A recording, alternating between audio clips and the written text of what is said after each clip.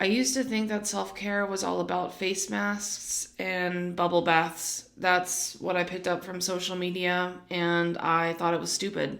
And so for years, I actively avoided it. But a while back, I finally realized that self care is simply about doing what actually supports your well being. And sometimes what supports you is not even what feels good in the moment or what feels easy in the moment.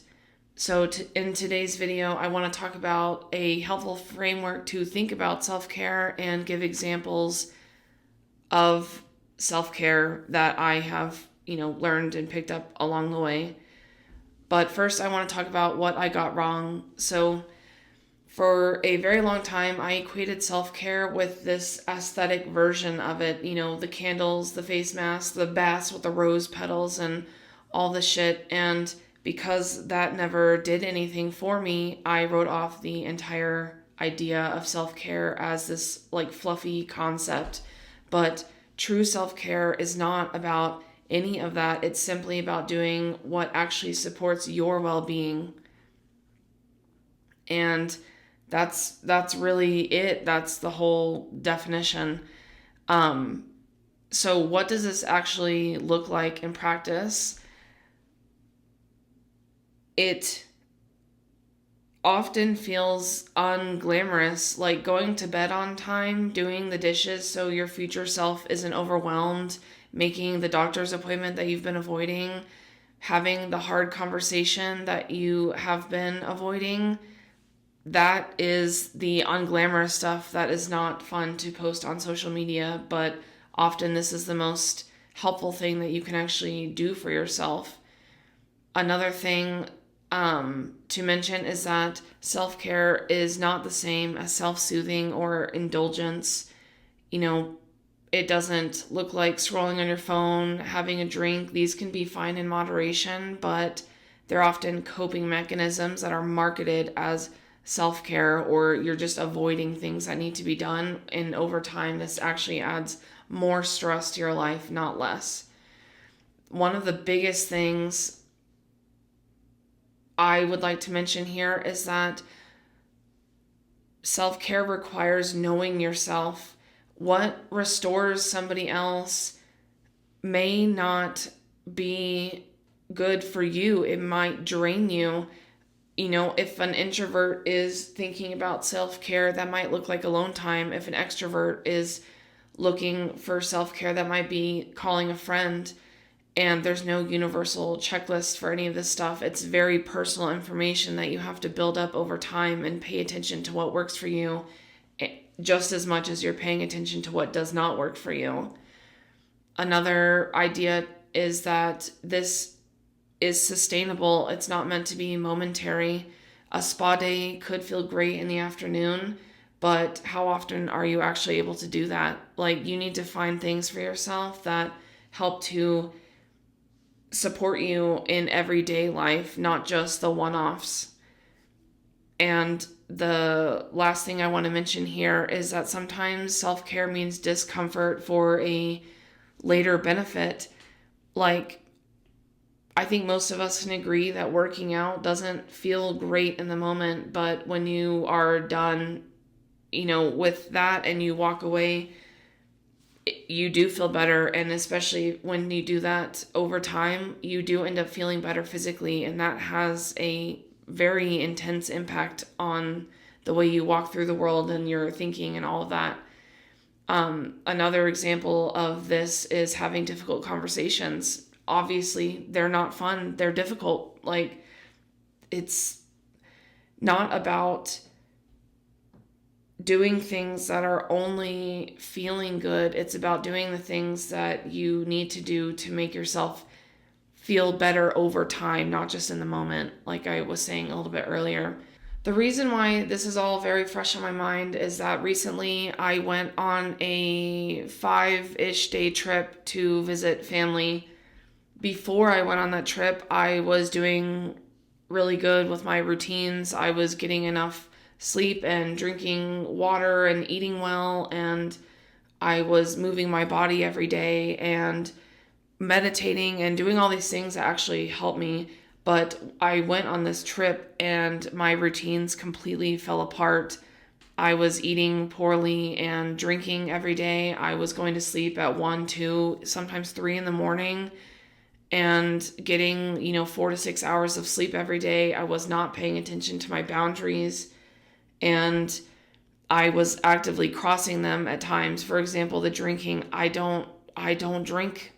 Like if I do drink, it's 1 or 2 drinks max, not what I was doing on this trip. I go to sleep at 9 p.m. almost every day. Definitely not what I was doing on this trip. And another boundary I crossed was the number of days I was even traveling for. I have a hard stop at 3 nights staying somewhere, especially if my family is involved. But I added on another day, and it was very clear as soon as I added that on, things started to diminish in terms of what I was getting out of it and, the ability to enjoy myself. So all this said, when I started feeling bad again, it made it very, very clear that when I physically feel bad, my thoughts end up being negative, and it creates a spiral of feeling bad, negative thoughts. I still feel bad. I get stuck in the negative thoughts. Negative thoughts make me want to partake in things that are not good for me, like more drinking, like more sweets and not eating well, which then makes me feel physically bad. And it just is like a spiral.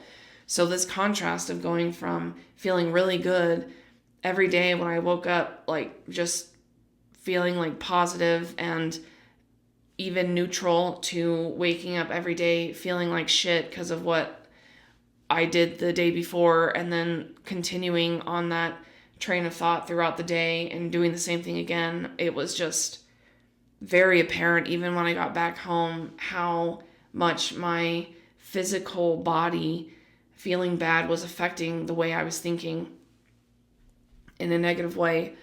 So that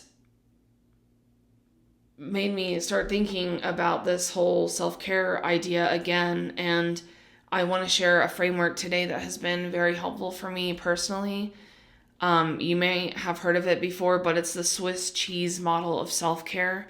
So the idea is pretty simple. Every method of self-care has holes in it, just like a piece of Swiss cheese. So no single method is ever going to meet all of your needs or take care of all of your stress on its own. But if you layer the different slices of Swiss cheese, the different types of self-care together, the holes stop mattering, because one method, covers the gap left by another method. And eventually when you stack all these on top of each other, you're fully covered. So the goal isn't to find one magical thing or even one magical morning routine or nightly routine that's going to solve everything. It's to build up a collection of things that work for you, and to be able to know when one piece of cheese is going to work for one situation and another is going to work for a different situation. So this isn't some like concrete thing that you set up once and it's done. It's understanding what your specific pieces of cheese are and how to layer them on top of each other so that you can effectively take care of yourself on a daily basis. So one important thing to mention before I get into some examples is that the goal here is to try things out and see if they actually work for you, because something that works for me might make you more anxious and vice versa. There's no universal checklist here, no, one right way or whatever to take care of yourself. It is very personal and can look very different from one individual to another. And there's no reason for you to judge yourself, for example, or keep trying something that is actively making you feel worse just because you've been told that it should be helpful for you. So I am now going to go into some different categories of self-care and what some examples of each one are. And, you can take these and test them out. So the first one is physical self-care. I think this is the one that people think about the most. Sleep, hydration, nutrition, and movement. I, frankly, for a very long time, avoided this. I thought it was like a mental game. And after I started actually taking care of my body, I realized how much of this is also a physical game. Like, your body affects the way that you're thinking, and the way that you're thinking affects how you take care of your body. And it is, again, this like cycle that goes back and forth. So I won't harp on this too long, but as someone who actively avoided this for like over a decade, I highly recommend, like, getting enough water, drinking well, moving your body, going on walks, going on bike ride, playing basketball, pickleball, whatever you actually like to do to get some sort of movement in. But the physical self-care is also about hygiene, reducing or eliminating toxins. I can't tell you how much it helped when I stopped drinking alcohol regularly, which is why when I started doing that on the family trip, I started feeling like shit again. But you can also do deep breathing, body scans, massages, and stretching.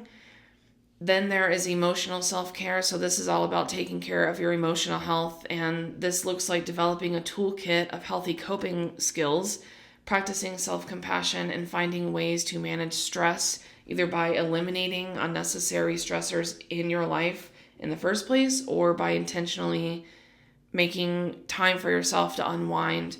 That could look like, making sure you have time in the morning or in the afternoon or in the evening for yourself, journaling, whatever you need to do here. There's also, specific routines. Like, one of my favorite things is waking up early. I prefer to get up before the sun even comes up, have some alone time with my thoughts, and make a cup of coffee, light a candle on my desk, and burn some sage. Like, that is how I prefer to get up. So those kinds of routines are like specific to me. You're not going to find that on some like hustle bro video, lighting some freaking sage and meditating and all this stuff, but that also might not be helpful for you. So again, take all this with a grain of salt. I just want to like give some examples to use as a starting point. But expressing yourself, being creative, looking to invest more in your hobbies, like the time and resources into that, taking care of the space around you, like keeping it clean, letting go of unnecessary items even that are like clogging up your space and your mental space as well. Getting a haircut. I feel so much better when I get my haircut every month. Like, it is crazy how much of an impact that makes on me. I used to think it was stupid and that I should be fine without that, but when I just started being honest with myself, and a haircut helps, like, it truly does make a difference. There's also, fostering the healthy connections in your life, friendships, family, whether that's genetic or chosen family, and, having those boundaries. This is where the self-care can be difficult. Like, setting boundaries is difficult at times, but it does pay off in the long run. Curating social media so you're only following people who inspire you or bring you joy. Or if you're like me, get rid of social media entirely. I haven't been on that shit in years now, and that was probably one of the best decisions I've made in my life. Also taking time for yourself. Like, it doesn't always have to involve other people. Like, you can take time to hang out with yourself, to hang out with your cat or your dog or your bearded dragon or whatever is going on. But the social aspect is just one of this. And this also includes getting rid of people in your life who might not be making you feel good or who are actively making you feel bad. This is like a whole can of worms here, but I, a couple years ago, made the decision to stop talking to my mom, and the amount of stress I feel has greatly diminished because I don't have to like hype myself up to talk to someone who makes me feel very uncomfortable and unsafe. And so that's like an extreme example, but again, it's just whatever works for you. You can also You know, if you're like spiritual or religious, like if that is meaningful for you, do that. Like prayer or mindfulness, meditation, spending time in nature, self-reflection. Again, taking care of your space. In the grand scheme of things, this is a very short list of potential things that might be helpful to you, but it really can include anything at all. Like if you like doing lawn work or taking care of your garden or working on your car, like all of that can be self-care. It's just truly very individual, and the main goal is to, again, like build up those layers of Swiss cheese so that you are covered. And some days, you know, you might not be able to partake in a specific slice of cheese, but that's why we have a collection of them that we can pull from at any given moment on any given day.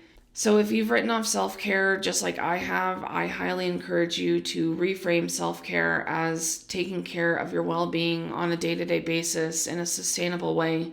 It's really that simple. And again, that can look like anything from relaxing techniques to setting boundaries and everything in between. I highly encourage you to experiment with what you think might make you feel better. Maybe you try something and it doesn't actually work. Maybe an unexpected thing does work and you want to, you know, slot that into your days more. But there is no one like right answer for this, and like that's the biggest takeaway is self-care is learning more about yourself, and I highly encourage you to just experiment and see what works. So that's all for today's video. If you have any Swiss cheese ideas, please share them in the comments below. Maybe it will help someone else to find a slice that works for them. But yeah, I'll see you in the next one. Bye-bye.